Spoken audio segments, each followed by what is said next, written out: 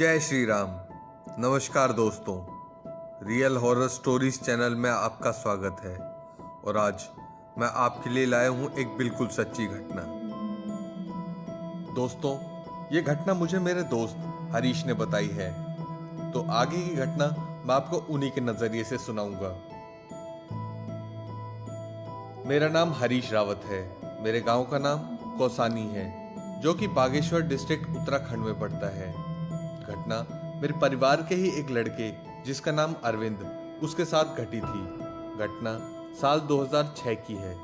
उस समय अरविंद ने शहर में एक मिठाई की दुकान करी थी, जो कि उसके घर से 20-25 किलोमीटर दूर थी। वो रोजाना बाइक से अपनी दुकान पर जाता था। उसकी दुकान में 2 लड़के भी काम करते थे, जो कि वहीं पड़ोस में रहते थे। अरविंद हमेशा अपनी दुकान से खाना खाकर घर के लिए निकलता था। खाना उसकी दुकान में काम करने वाले लड़के बनाते थे। अरविंद हमेशा 8 बजे दुकान बंद करके 9-9:30 बजे तक घर आ जाता था। एक दिन उसकी दुकान में किसी शादी का एक ऑर्डर आया, जिस वजह से उसको 9 बजे तक वहीं रुकना पड़ा। ऑर्डर काफी बड़ा था, तो उसका रुकना लाजमी था। ऑर्डर का सामान देने के बाद उसको उससे भी बड़ा एक दूसरा ऑर्डर मिला, तो उसको दुकान बंद करते करते 10:30 बज गए। ऑर्डर काफी बड़ा था, तो बड़े ऑर्डर के मिलने की खुशी में उसने 2-3 बियर और चिकन लिया और अपने घर की तरफ चल दिया। अपने गांव में पहुंचने से पहले उसने बाहर एक जगह पर पूरी बियर खत्म की और अपने घर चल दिया और आकर सो गया। रात को जब वो सो रहा था, तो उसे ऐसा लगा कि कोई उसके ऊपर बैठा है। उसने आंख खोली तो वहां पर कोई नहीं था। उसे लगा शायद ज्यादा पीने की वजह से उसे ऐसा महसूस हो रहा है। फिर वो ज्यादा ना सोचकर सो गया। अगले दिन जब वो नहा रहा था, तो उसने देखा कि उसकी छाती पर खरोच के निशान थे, पर फिर भी उसने ज्यादा ध्यान नहीं दिया और अपनी दुकान पर चला गया। फिर रात को 9 बजे तक ऑर्डर देकर वो 10:30 बजे तक घर के लिए निकल गया। वो काफी खुश था, तो उसने बियर अब ठेके से ही ली और वहीं पर बैठकर पी और अपने घर जाने लगा। जब वो जा रहा था, तो उसे ऐसा लगा कि कोई पीछे वाली सीट पर बैठा है। उसने शीशे से देखा तो पिछली सीट पर कोई नहीं था। वो घर आया और आकर सो गया। फिर रात को उसे ऐसा लगा कि कोई उसके ऊपर लेटा है। फिर वो एकदम से उठा और मोबाइल लाइट ऑन करी, तो उसने देखा कि एक काली परछाई उसके बिस्तर में बैठी थी और वो अचानक से गायब हो गई।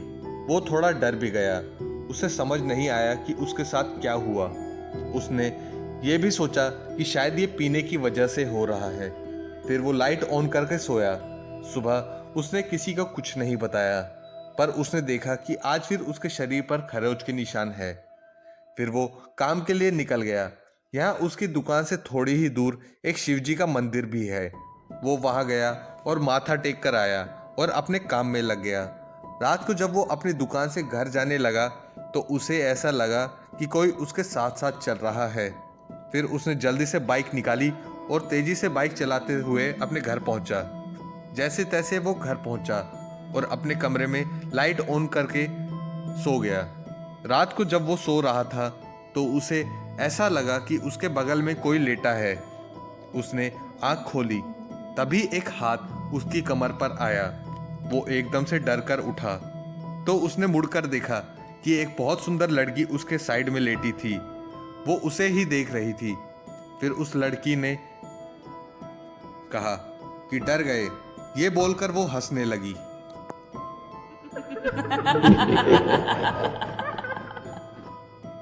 और गायब हो गई। अरविंद के तो होश उड़ गए। वो उसी समय अपने मम्मी पापा के पास गया और उनको ये बात बताई और अब तक के अपने साथ हुई सारी बात बताई। फिर उसके मम्मी पापा ने उसे कहा कि वो ज्यादा ना सोचे और आज उनके कमरे में ही सो जाए।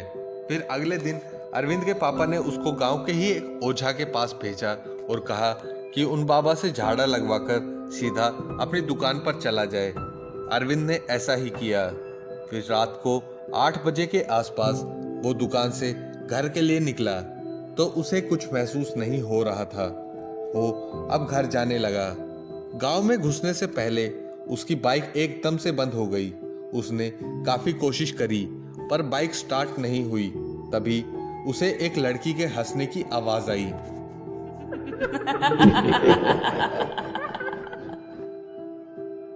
और अचानक से उसे पायल की आवाज आने लगी।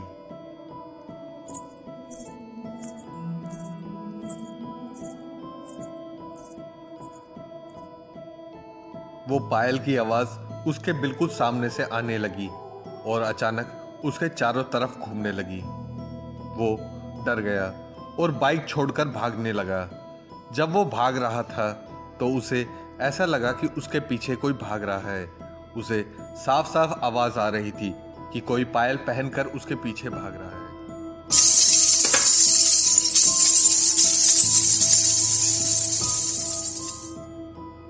वो डरता हुआ भागता रहा, पर वो घर न जाकर सीधा उसी ओझा के घर चला गया और उसको अब तक की सारी बात बताई। फिर उस ओझा ने अरविंद का झाड़ फूक किया और एक ताबीज हाथ पर बांध दिया। फिर अरविंद उस ओझा के साथ अपनी बाइक लेने गया। बाइक वहीं पर पड़ी थी। फिर अरविंद अपनी बाइक लेकर घर आ गया। उस रात को अरविंद जब सो रहा था तो उसने सपना देखा कि एक लड़की उसके कमरे का दरवाजा खोलकर अंदर आई और उसके साइड में लेट गई। उसने लाल रंग की साड़ी पहनी हुई थी। ये देखते ही वो एकदम से उठा, पर उसके बगल में कोई नहीं था। फिर उसे वो सपना समझकर सो गया। अब उसे कई दिनों तक ऐसे सपने आते रहे। उसका वजन दिन ब दिन कम हो रहा था। फिर एक दिन मैं उसे यानी अरविंद को हनुमान जी के मंदिर ले गया, हनुमान जयंती पर, क्योंकि मेरे घर से हनुमान जी के मंदिर पर चढ़ावा जाता है और सामान थोड़ा ज़्यादा था।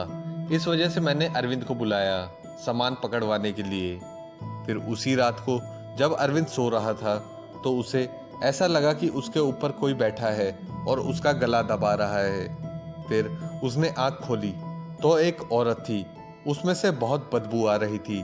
उसने फटे कपड़े पहने थे और उसका चेहरा फटा हुआ था जिसमें से खून निकल रहा था। उसके चेहरे पे कई जगह टाके लगे हुए थे। ये देखकर अरविंद डर गया और बहुत तेज चिल्लाया। उसकी चीख सुनकर उसके घर वाले उसके कमरे की तरफ भागे और उसके कमरे का दरवाजा खुलवाया और उससे पूछा कि तू चिल्लाया क्यों, पर उसने मना कर दिया। अब उसके घर वालों ने उसे डांटा और सोने चले गए।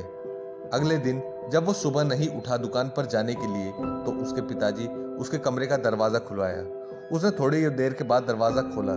जब उसने दरवाजा खोला तो उसने कोई कपड़ा नहीं पहना हुआ था।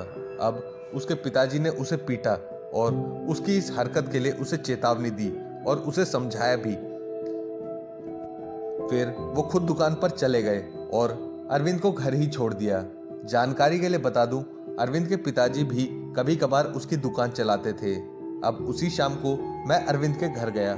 मुझे लगा कि उसकी तबीयत खराब है, शायद इसी वजह से वो दुकान नहीं गया। मैं और मेरा एक दोस्त उसके घर पहुंचे तो उसका कमरा बंद था, पर हम दोनों ने उसके कमरे के बाहर साफ साफ सुना कि अंदर से किसी लड़की की आवाज आ रही है। हमने उसका कमरा खुलवाया तो थोड़ी देर के बाद उसने अपना दरवाजा खोला। हमने उसका कमरा चेक किया, पर अंदर कोई नहीं था अरविंद के सिवा। फिर अरविंद ने हमें कहा कि तुम जाओ, मैं बहुत थक गया हूँ। हम चले गए, पर अरविंद का व्यवहार बदल गया था एकदम से। वो काफी हंसमुख किस्म का लड़का था। वो सुबह जिम भी जाता था, जो कि उसकी दुकान से थोड़ी ही दूरी पर था। फिर वो जिम के बाद अपनी दुकान खोलता। अब उसके पिताजी डेली उसकी दुकान खोलते थे और अरविंद हमेशा अपने कमरे में ही रहता था। वो अपने कमरे से निकलता भी नहीं था। फिर मुझे एक दिन पता चला कि अरविंद की मौत हो गई है, खाई में गिरकर। फिर हादसे के 2 महीने बाद मैंने उसके पिता से अरविंद के बारे में पूछा तो उन्होंने दुखी मन से अरविंद के साथ हुई अब तक की सारी घटना मुझे बताई और ये भी बताया कि उसके अगले दिन अरविंद औरतों के कपड़े पहन घर से निकल रहा था। हमने उसको बड़ी मुश्किल से पकड़ा और उसके कमरे में बंद किया। हम उसका कमरा बाहर से बंद रखते थे। उसको मैंने कई बाबाओं को दिखाया, पर कोई फर्क नहीं पड़ा। हमें उसके कमरे से रात को लड़की की आवाज़ आती थी, पर देखने पर वहां कोई नहीं मिलता था। हमने उसके हाथ पांव बांध रखे थे। फिर मेरे जानने वाले एक ने हमारे घर एक मौलाना को भेजा। तो उस मौलाना ने जैसे ही उसके कमरे का दरवाज़ा खोला तो उसने देखा कि वो साड़ी पहनकर एक कोने में खड़ा था।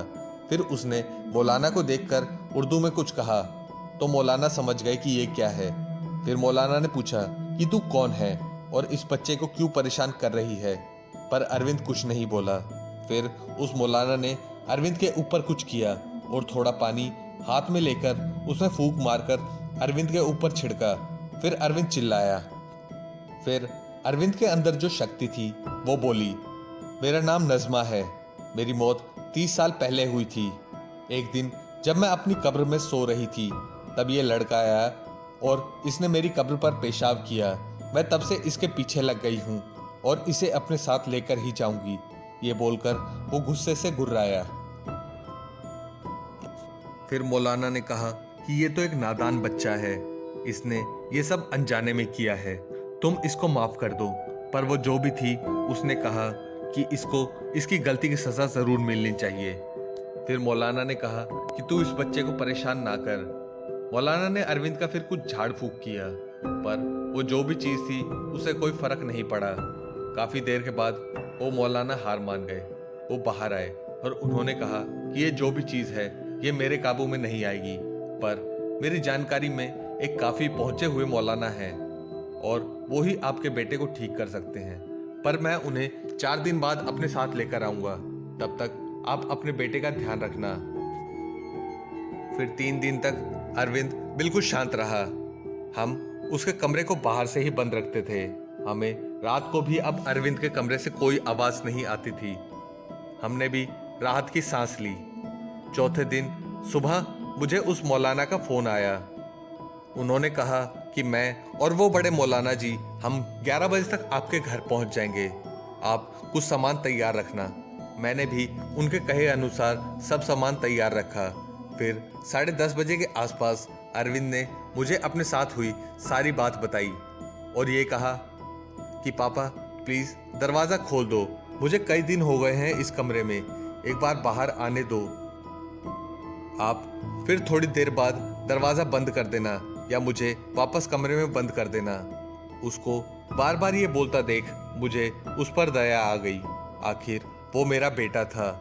तो मैंने उसके कमरे का दरवाज़ा खोल दिया, पर जैसे ही मैंने दरवाज़ा खोला वो एकदम से घर से भाग गया और घर के सामने जो खाई थी उससे कूद गया। गिरने से उसका सर फट गया और उसकी मौके पर ही मौत हो गई। ये बोलकर अरविंद के पिताजी रोने लगे। शायद वो जो भी चीज़ थी वो अरविंद को अपने साथ ले गई। दोस्तों, अरविंद के साथ जो हुआ वो काफ़ी दुखद था। भगवान उसकी आत्मा को शांति दे। और ये घटना बिल्कुल सच्ची है। तो कैसी लगी आपको ये सच्ची घटना? अगर आपको कहानी पसंद आई हो तो इसे लाइक, शेयर, कमेंट ज़रूर करें और ऐसी नई कहानियों को सुनने के लिए मेरे इस चैनल को सब्सक्राइब ज़रूर करें। Thank you.